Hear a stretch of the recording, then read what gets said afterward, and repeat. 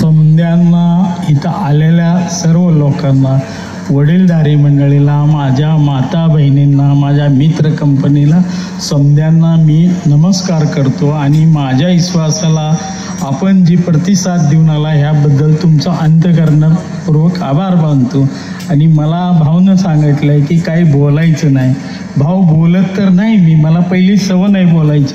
मी बोलील पर आंधळीला येऊन बोलील. पण भाऊ ही लोक जी आलेले ती सर्व ही तुमच्याकडे बघून आले. तीन दादा तुम्ही होता, दादा होता, आपलं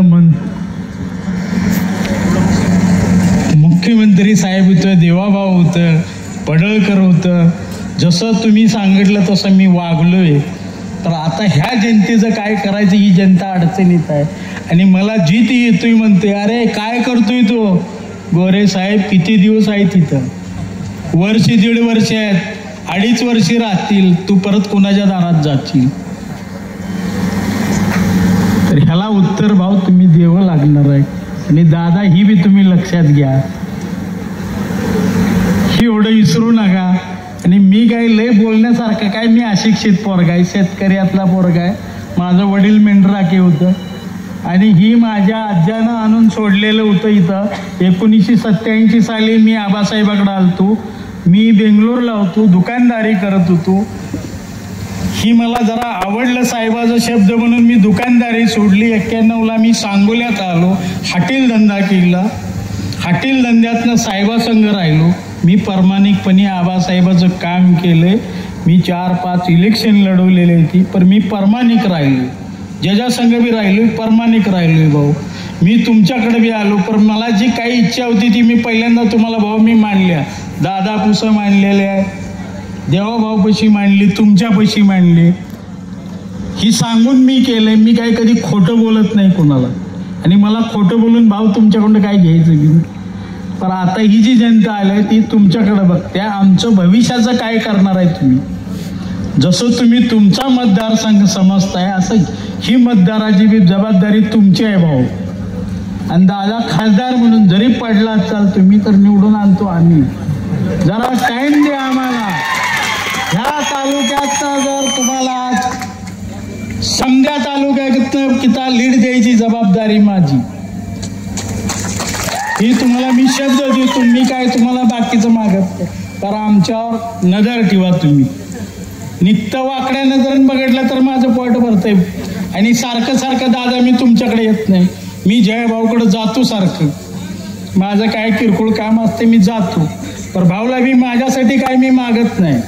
मी माझ्या गोरगरीब शेतकऱ्यांना, कुणाचे रस्ते आहेत, कुणाचे DP आहेत, कुणाची भांडणं असतील, मी ह्या संदर्भात पोलीस स्टेशनचं काम असेल हीच मी भाऊला त्रास देतोय. भाऊ एवढा जाता दुसरी म्हणते ती कढीपत्ता पिकला फेकू दे, मला काय फरक पडत नाही. मला कुणाचं काही घे नाही, मला कुणावर टीका टिप्पणी करायची नाही. पर भाऊ मी काय जणाला शब्द दिलेला आहे. जरी मी पक्ष सोडून जरी चालला असतो पण मी दिलेला शब्द पाळणाऱ्यातला पोरगा आहे. मी कुणाला फसवणाऱ्यातला नाही.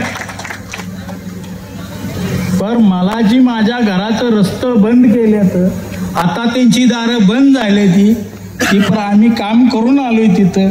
आम्ही जिथं साहेबांना दिलेली खुर्ची मोकळी होती म्हणून त्या खुर्चीवर आम्ही माणूस बसवून आलेला बाहेर. ह्याची तर त्यांनी जरा थोडी विचार करायला पाहिजे. नाही केला तरी आम्ही काय भाऊ रागाला जात नाही. पण ह्याचा तुम्ही विचार करा. आम्हाला उद्या इथं 3 पैलवान केलेला आहे तुम्ही. मी अशिक्षित माणूस, 4 तुकडे झालेत पायासंग, कुणासंग कुस्ती धरणार सांगा मला. 4 पोराच्या जीवावर मी काय करणार आहे. आता 3 पैलवान माझ्या मागे लागले. असू द्या भाऊ, पण मला कुणाच्या दारात नेऊन बांधू नका एवढीच माझी विनंती आहे. दादा तुम्हाला बी आणि काय तर एवढी भाऊ तुम्ही ही विचार करा. दादा मी काय बोलणार नाही, पण मी दिलेला शब्द जरूर पाळीन एवढंच मी तुम्हाला सांगतो. आणि नंतर बोलतो. आता जय हिंद, जय महाराष्ट्र. धन्यवाद.